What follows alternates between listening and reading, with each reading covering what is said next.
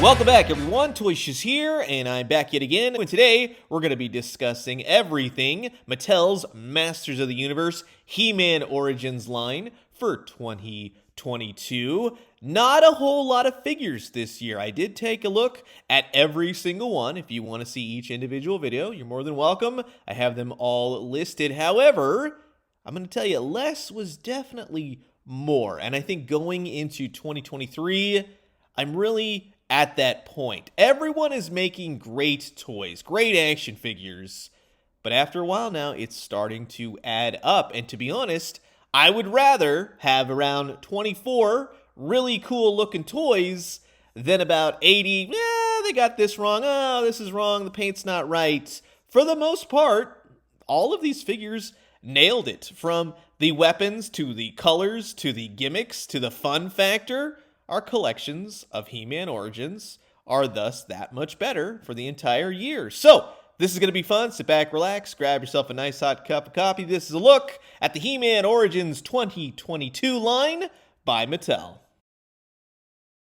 Now, of course, to kick things off, well, you can't have a toy line called He-Man Origins without looking at all the He-Mans. And, to be quite honest with you, there weren't that many. There was 4 to be exact, which is a nice sporadic spacing out of He-Mans. If you're gonna make a ton of He-Man figures, 4 is the appropriate number. From the deluxe Flying Fist He-Man, which totally works, solid chrome plating, I love that. Wondar, which was a Mattel Creations exclusive, it's just He-Man with brown hair and apparently likes bread. The Anti-Eternia He-Man, which is essentially a new character, but a doppelganger kind of thing. And then you had the 20XX fan favorite He-Man. So a nice breakout of different He-Mans, not too overbearing, and I definitely dug it. And they were all largely just fun new characters to add to the collection.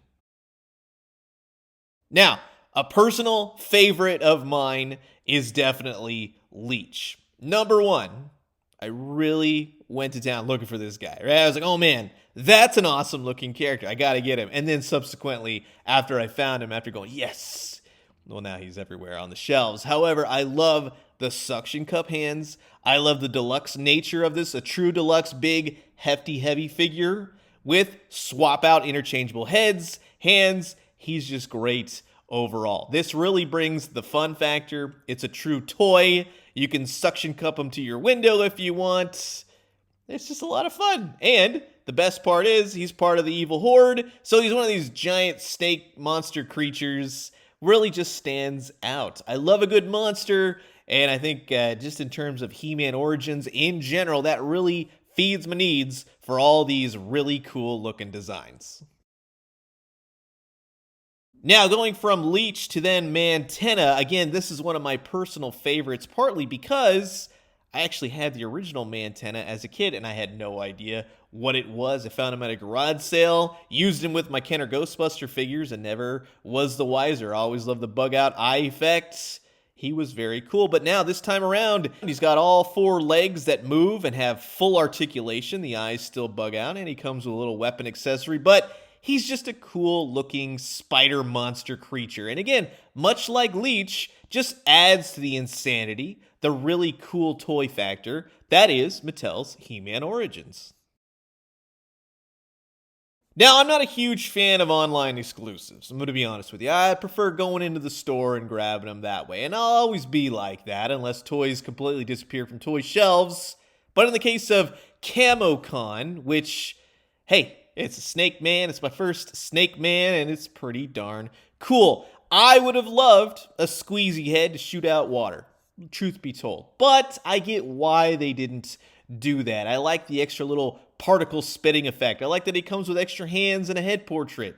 What I don't like is the price. And I think that in 2022, that was one of the, kind of downfalls of the He-Man Origins line. I know it's popular. I know people collect these.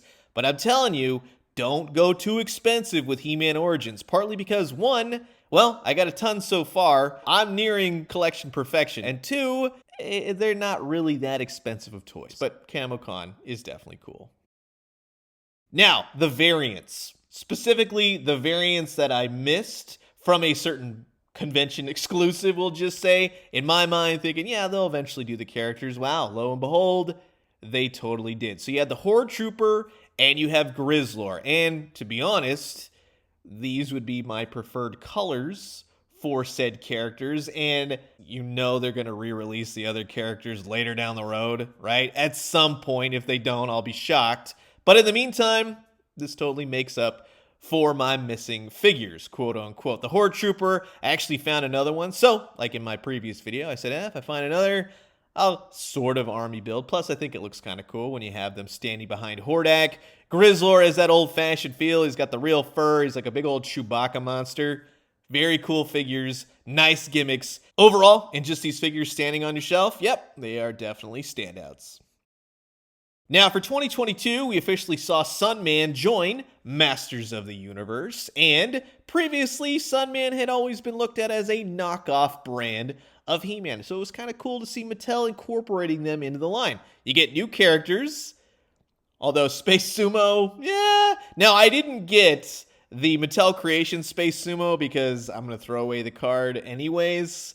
Comic doesn't really do much for me. So this is the 3-pack Sumo, which is the exact same Sumo. I'm good on Space Sumos. You had 2 variances for Sunman, one right here, and then, of course, one in the 3-pack. And you had 2 variances, basically, for Pighead, which came in a 3-pack and was just a little bit more metallic, shiny. Overall, I do appreciate new characters. Actually, I think it's kind of cool to take something that was basically a knockoff and welcomed it right into the line. Pretty solid action figures overall.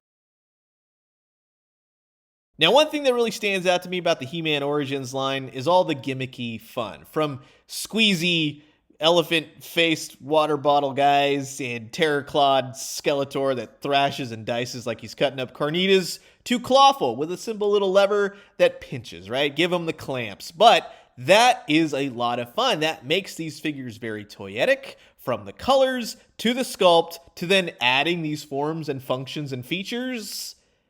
Heck yeah, these are good old-fashioned toys, and I definitely like it. Brought into the modern world, and for 2023, I would love to see more gimmicks. Love to see what they could do to really push the limit. If you want to backtrack on some, which I totally get, like Koldar, you don't need to do much with him. But for the monsters and all these creatures that have snarling fangs and big old hands and whatnot, yeah, bring on the gimmicky features, because I'm definitely a fan of what you got going. And from gimmicky features to then vehicles, we have Roton. And I love a good vehicle, especially when it's small enough to really combine it into your collection. It's not a huge, giant playset. I mean, who would ever buy one of those, right? That's nonsense. Coming 2024 to my collection, I don't know where it's going to go. But Roton is very cool. I love all the features about him. I love that you can put a figure in there. He's got turrets, and the whole thing clicks and rotates. You can pull the faceplate off. It's definitely a very fun vehicle. But from Rotons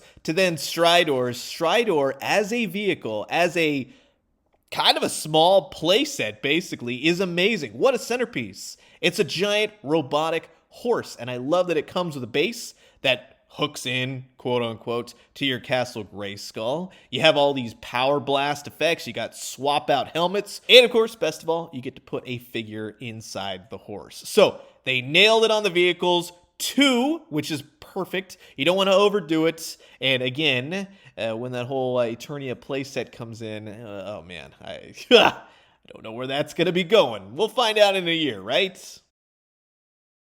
But now, what you've all been waiting for. What's the point of collecting all these figures if you can't ever just put them all together into one giant, massive mashup? And I gotta tell you, ever since going to San Diego Comic Con and seeing Eternia on display in the huge glass case, I've been really looking forward to doing this. Every year, pull everything out, put them all together, and make a video, and I'll be sure to be doing it next year as well. But what a collection of action figures, right? All the different colors, all the different gimmicks, the Skeletors, the He-Mans.